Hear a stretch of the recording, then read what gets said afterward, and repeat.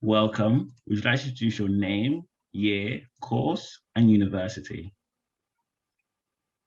My name is Temi Lori, A. Temi Lori Onasa. My course is psychology. My year, like when I was born, or Are you in first year, second year, third year, first year, and your university? Bournemouth University. Can you tell us your hometown? Originally, or just here? Both, Okay. Uh, I lived in Lagos, Nigeria, and in the and UK. in the UK, I'm staying in Bournemouth right now. Okay. If we go back to your college slash sixth form, what subjects did you take? I mean, I didn't take sixth form. I was in foundation. So before you came to university, you went for a foundation year. Yeah, foundation actually. And let's say from obviously now you're going from foundation to first year, what do you think the best A levels slash subjects are for your course?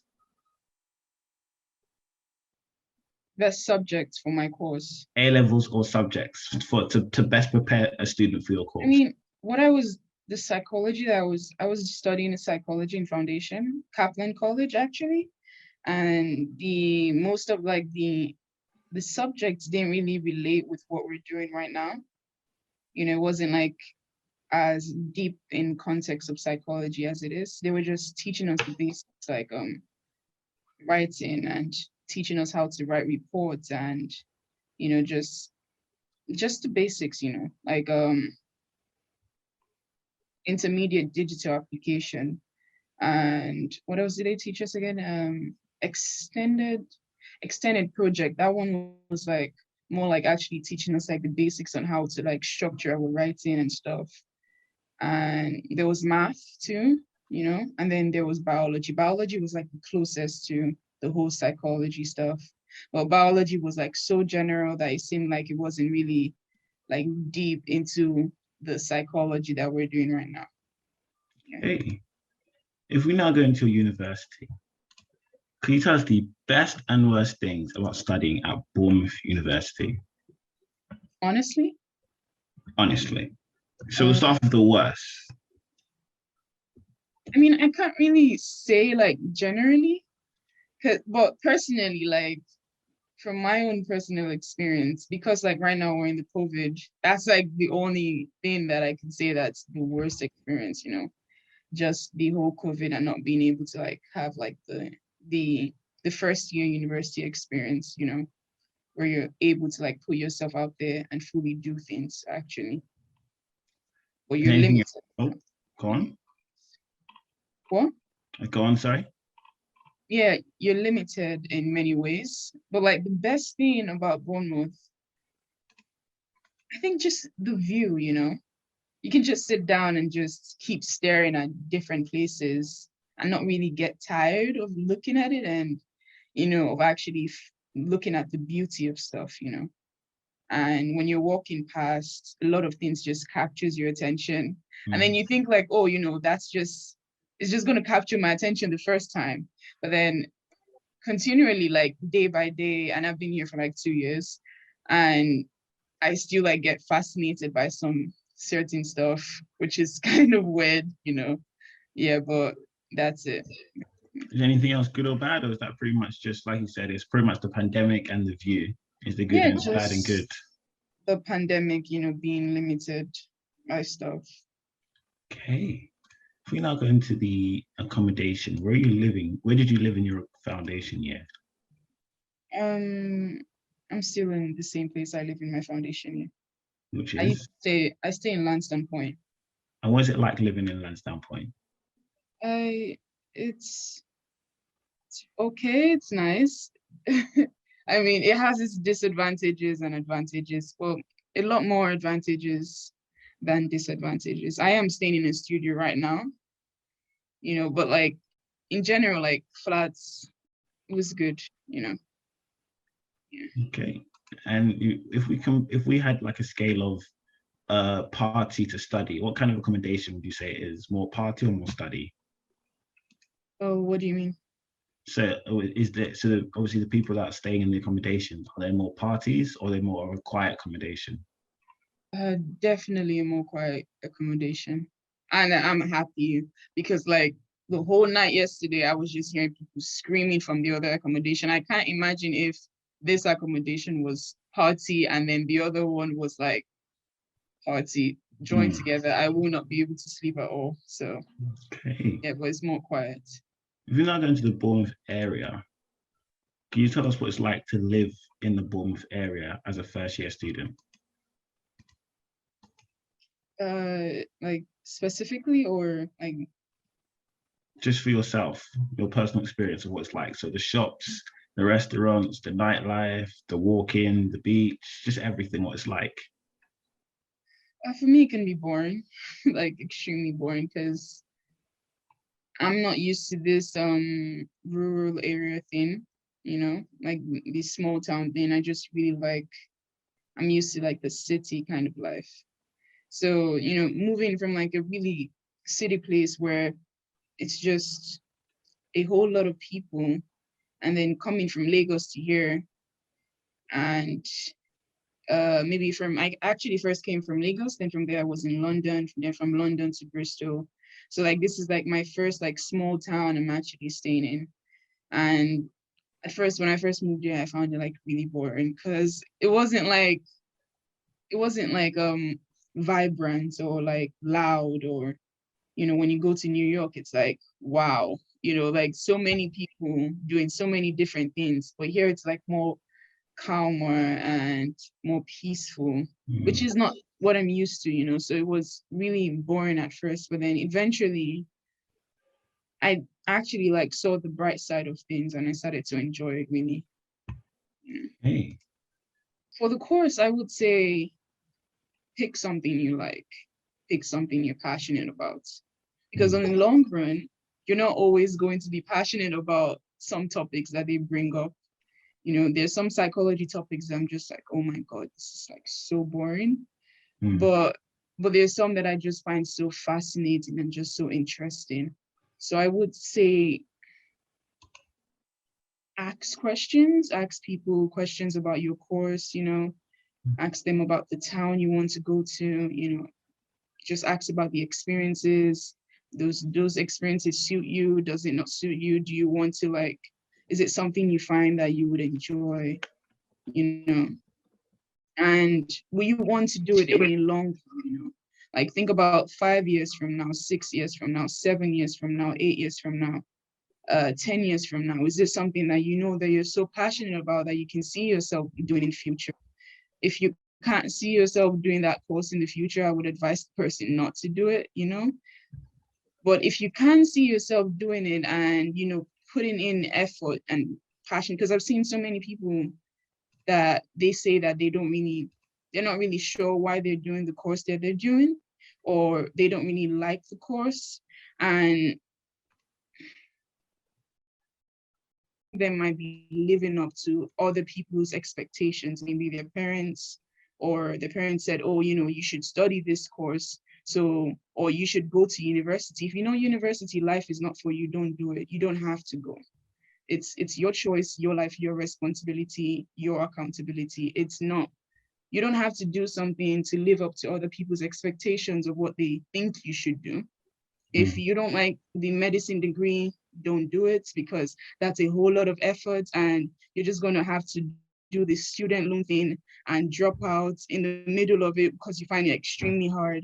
If you don't see yourself making those small commitments every single day, like reading consistently, just don't do it because medicine is like so long and it takes like a lot of effort. Things like art, things like psychology, things like occupational therapy. It's like looking within yourself and asking yourself, why do I really want to do this? Why do I really want to study this course? Why do I really want to go to this place? Is this place really for me, or am I just doing it because of the people around me are telling me to do it? So I think for me, like finding that balance, because I had a sister and she was studying law and getting like a first class or 2-1 and actually having to, study. law. Like I saw her friends and how much they dedicated so much effort into like reading so much books. I'm just like, this law thing, I can never do it because it's not for me. Like I thought about it and I was just like, immediately like I saw the effort she was putting, I'm just like, no, definitely not for me. Like I can never study law because I know myself. I will not, I will probably like few months, I'm just like, nah, I'm dropping out. But I knew like this was for me, that was her. Like she was able to make those commitments and able to see herself long term doing those kind of stuff. But I didn't see myself doing that. So yeah, that's what I would say. Do something that you know you like. What advice would you give to students about the study at Bournemouth University? Uh that's another case. Bournemouth University is like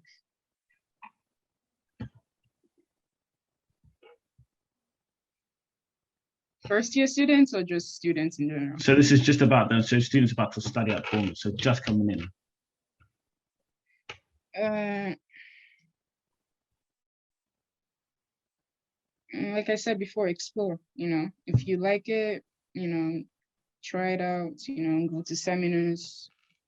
I mean, go to like first year. Go to like I don't know. I think they have this beginning stuff where you get that open day stuff. Where they like explain things to you. Just try it out. Let them open day. Go to different open days and see if it's for you. That's all. Just explore. And what advice would you give to students about to study your course at university? My course. Uh, I would say like it's really interesting actually. Like my course, I would say like don't limit yourself to thinking psychology is just one way. Because when I came studying psychology, I had watched so many movies on what psychology was like. So I had like this huge mythology that maybe like, oh, I would sit down and then just ask them questions. So I thought it was more like a counseling stuff, or maybe like I can tune into your mind, those kind of myths, but when I started diving deep into psychology and I started, questioning why it was the way it was, and actually started experiencing some stuff, I would say psychology would give you a whole lot of self-awareness about things you didn't know about yourself, like insecurities you didn't know you had, maybe why you're constantly feeling anxious about some certain things. You would see patterns in yourself that you didn't even realize. Like I saw myself being afraid of certain things, and I did not understand why I was being afraid. But then the more I studied psychology, the more I started getting self-awareness about who I was and who I wasn't, why I acted the way I acted, and why I did not like acting some certain ways. And because I got that some kind of self-awareness, it made me not be able to be easily succumb to peer pressure. Like I hardly, like before I used to be so moved by like social media or like things that people used to do out there. But then eventually, like I found myself not being moved by that because I got so much self-awareness about who I was and who I was not, that and who other people are. You tend to like be able to like be empathetic with people, to be compassionate with people. And that's just my view of psychology. Psychology is way broader than that. There's the bio and cognitive side, there's the social psychology side, there's the individual differences side. It goes like, it's so broad. So don't think like psychology is just one way. Know that it's like it's so diverse and you can use psychology in like almost anything. And I would say like enjoy the process. If you are like thinking of studying psychology, or maybe you study psychology in A levels, just ask people about the psychology experience, and just ask them, like, ask people who have gone through that psychology experience in the undergraduate or maybe master's or PhD, and ask them just so you can know if that's the right course for you, because it might not be the right course for you on the long run. But you might want to like, you might start psychology, but you might switch eventually in master's or PhD. It depends on you. Yeah. Okay. You chose going to university over an apprenticeship slash going right into work. What path you to make this choice? University over just going to work. So you chose to go to university versus obviously going to do an apprenticeship and going right into work. So you're like in the working world. Why did you make the choice to come to uni instead of going right into work or an apprenticeship? I mean, at first it was, I come from I come from Africa, Nigeria, basically. So definitely having African parents, and having Nigerian parents especially, it's like, you don't have a course, you're basically like set for life in failure. Like that's the whole ideology. Like you have to study a course, for you to like have a solid foundation, this. And but I think they didn't really force me to go on a course, but it was more like Guided. the whole society thought about it that way. So I had that ideology too, that if I wasn't going to study a course, then and I had this opportunity to go abroad and study a course, why shouldn't I, Because then it would help me a whole lot more. So yeah, like going into the work life, I would say like another reason why I didn't go into the work life was because of, first of all, I didn't think I was mature enough for that, and I didn't think like I was ready to carry that much responsibility on myself to, be going to work every single day. And I liked the freedom, the fact that I could just study and just be in my comfort zone for some while. And plus, like my plan was not to join the work life full time, but then to like mix it up, with while I'm studying psychology, I could be painting and be exhibiting my work. And while I'm exhibiting my work, I could be doing a part-time job just to earn more money at the side, any part-time job that I find interesting or it's related to my psychology, maybe it's social care or healthcare. So I already had like a plan long term, and it definitely was not to have a solid job full time. So this was just me. Like I wanted a degree. So yeah. Okay. So could you tell us more about your Instagram slash TikTok? The art stuff. Yeah. I recently like just started the art stuff. Like I like poems, and I'm trying to like mix this poem stuff with art and making video editions. Like as I'm painting, I'm showing it. Like it's not yet started. Like it's in process right now, because I have exams, so I can't really start like posting frequently. So I don't want to like make any commitments that I'm not able to do at the length of time that I should do it. So I had like an Instagram account before, and I used to like post artworks and maybe sketches that I used to do, but then I deleted it, because I realized that it was me. You just had to keep posting, just to, keep up with your followers. And that was just so much pressure on me, because I had to focus on literally like my personal life with psychology and work. So it was a whole toll on me. And I'm just like, I can't do this. I can't keep replicating paintings and having to like sell them and, just keep doing it repeatedly. So I just deleted the whole thing. And I knew like I needed to like get back into myself as an artist and not lose myself in the whole social media stuff, because sometimes insecurities rise up in me. Like I can compare my artworks with someone else and I'm just like, oh my God, my artwork is not this good. Like, who's gonna buy it? Like how come like my work is just not this good? So, I needed to get in tuning myself where I'm not trying to do the art for people's expectations of how they thought my artwork should be, but put my artwork in a way whereby I'm confident about what I do. And I'm confident that this is how I want it to look. And if you don't like my artwork, it means it's just not for you. And I needed to realize that not everyone likes Van Gogh's painting. Not everyone likes Picasso's painting.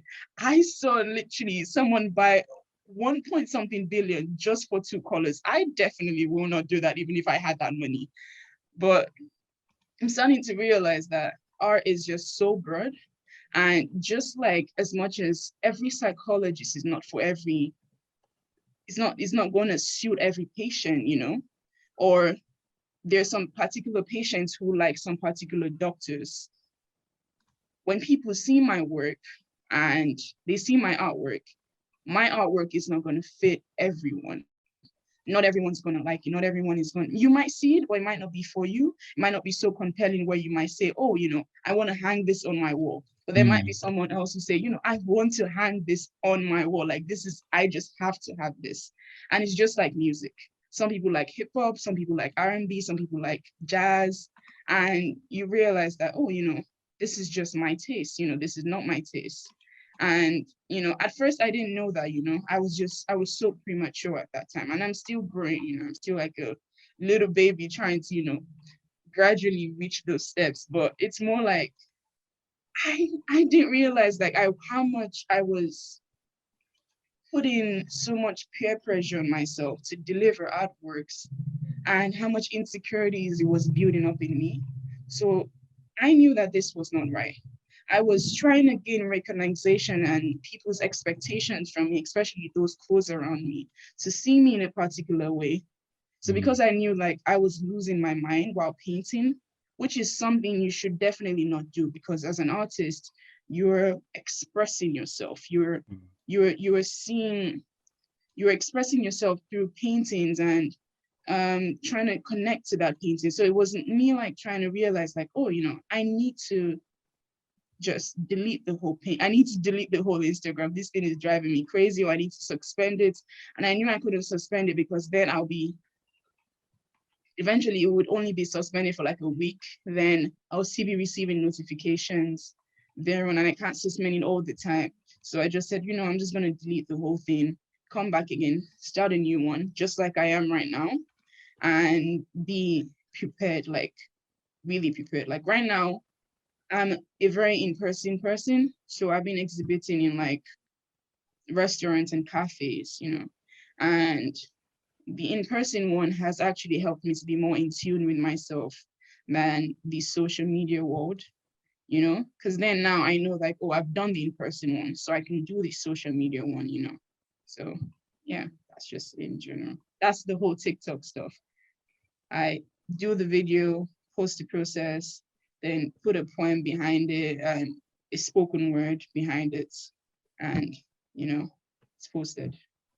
So at this point, I let students have what I like to call a free for all. You can say what you want about what you like. You can say something smart, you can say something dumb. Literally, the floor is yours. I think I'm done here. Like, I don't really have anything to say. You That's all know, right. yeah. Don't forget to like, subscribe, and I'm plugged in. Amazing. Thank you.